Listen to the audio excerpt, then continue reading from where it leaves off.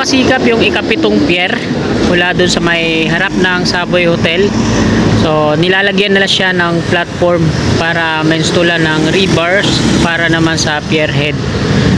Ayan po yung NAIA Expressway at NAIA Terminal 3 dun sa likod. Ito naman yung bypass LN Circle. At dito naman sa may Barangay 183 harap ng Newport City ito. Ayan yung jet na nilagay nila dyan sa taas. Yan po yung itsura ng jet fighter na nilagay dyan. Yan yan sa Barangay 183. Yan, magandang hapon mga kasikap. Salis Road ulit tayo at ito yung NAIA Expressway. Patungo tayo ulit dyan sa may NAIA Terminal 3 at yung 3 to 5 billion off-ramp na ginagawa dyan. Yung update natin ngayong hapong ito. Araw po ngayon ng Sabado at ika-labinisa na po ng Enero taong 2025. At patungo ako dyan sa Villamor Air Base para sa ikatlong outlet ko, duty, no? So isabay natin yung update. Total doon naman tayo iikot sa may NAIA Terminal 3 Bypass LN. So tara, let's go!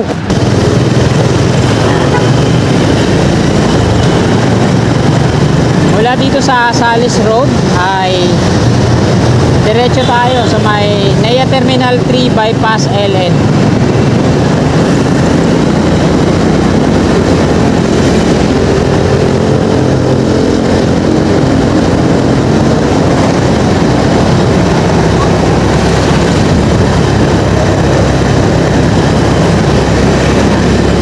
Wala na kasi, bawal kasi mag U-turn dito eh. Diyan ako papasok ko sa kaliwa, yung gate 4 ng Villamor Air Base. Kaso walang U-turn slot dito.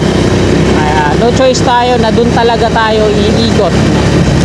Lalo na ngayon, diyan sa ilalim ng viaduct ng on-ramp at off-ramp ng NAIA Expressway, sinarado din yung U-turn slot. Kaya no choice tayo mga kasikap. Dun tayo iikot sa dulo. Ito yung toll dito na patungo sa exit, mga magtutungo dito sa Newport City.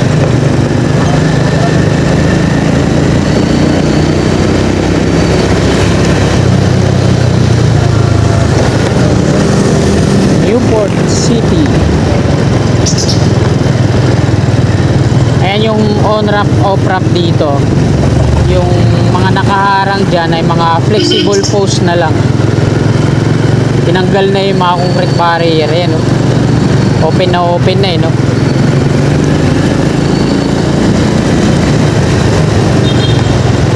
Ito naman yung runway o elevated walkway, footbridge patungo dun sa arrival at departure na galing dito sa kabila. Dito sa kaliwa sa ilalim, ayan yung U-turn slot patungo dun sa kabilang kalsada, kaso sinarado na nila at binaliktad na rin yung sulat na U-turn. Mga concrete barrier na yung nakaharang.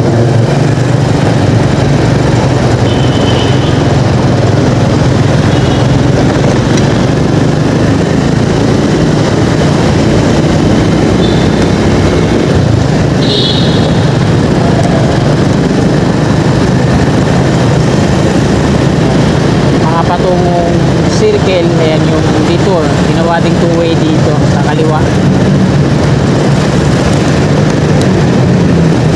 May nakikita na akong heavy equipment sa unahan.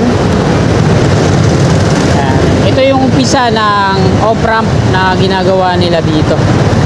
Ayan, ang traffic na, no? Kasi may equipment sa unahan, baka mamaya naglalagay na sila ng mga karagdagang platform. Ito nilalagyan na rin nila ng ito yung unang rebar cage dito sa harap ng Savoy Hotel. Dalawa na lang sila na hindi na puporing.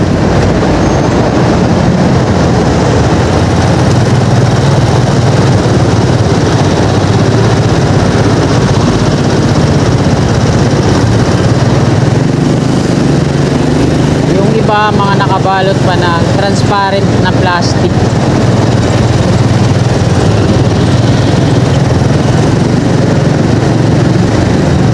Pwede naman ako lumusot dito kasi flexible post lang naman yung harang eh. Pero gusto ko kasi makita kung ano yung ginagawa nila dito.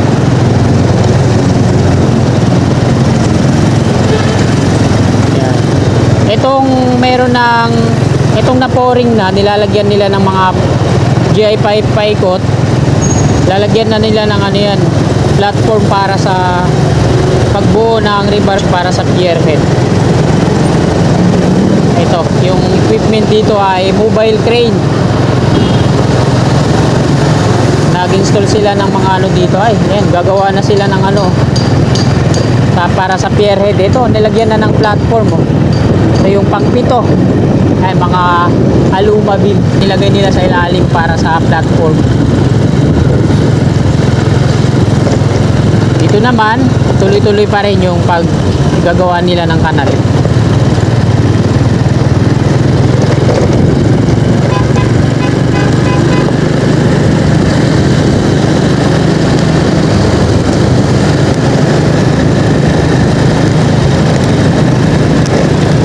Nilagyan na nila ng mga concrete barrier dyan na divider.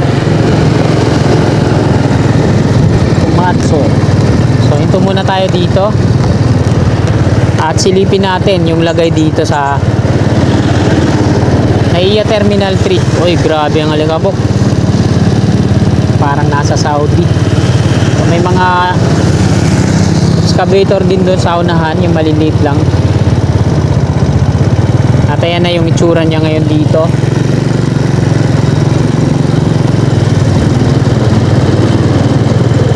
Ito yung Grand Apex Barracks.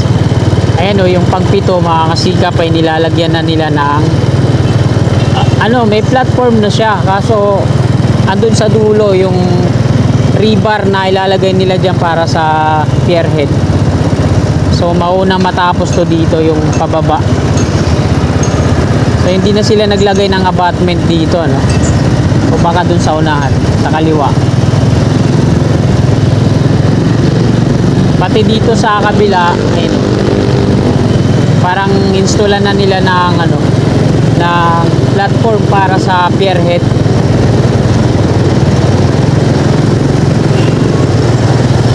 May mga workers, no?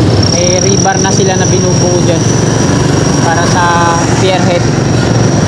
Nasa baba, so may naman sila pang lifting. Mabilis lang nila iakyat yan sa taas.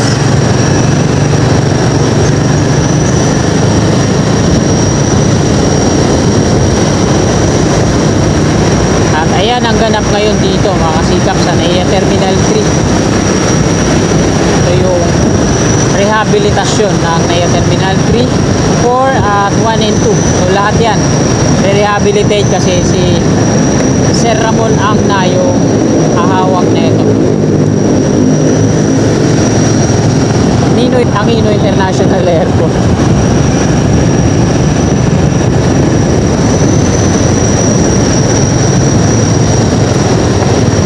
Wala akong ma-search sa Google kung kailan mag-i-start yung construction ng NAIA station, NAIA Terminal 3 station na Metro Manila Subway. Kung may alam kayong link na pwede natin makita, PM nyo lang sa akin, send nyo lang.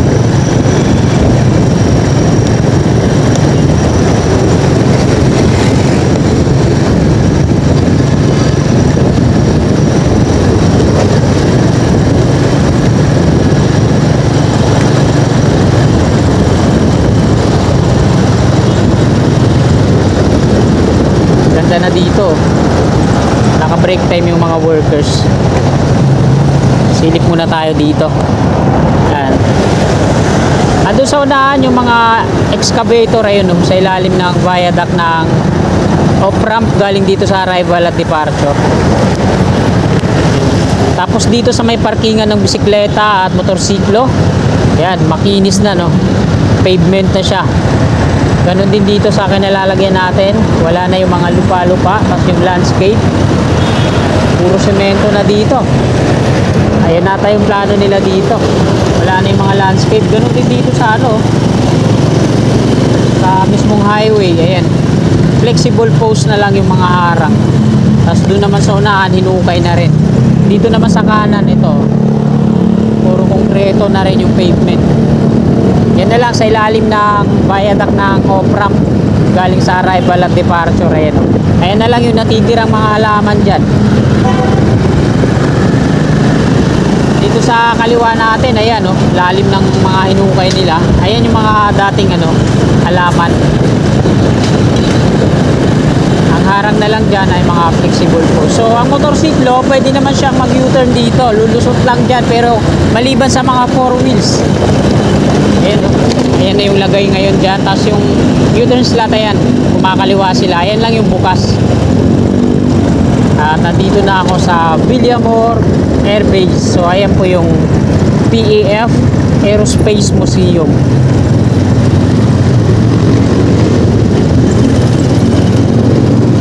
Yan, bago tayo pumasok sa Villamor Air Base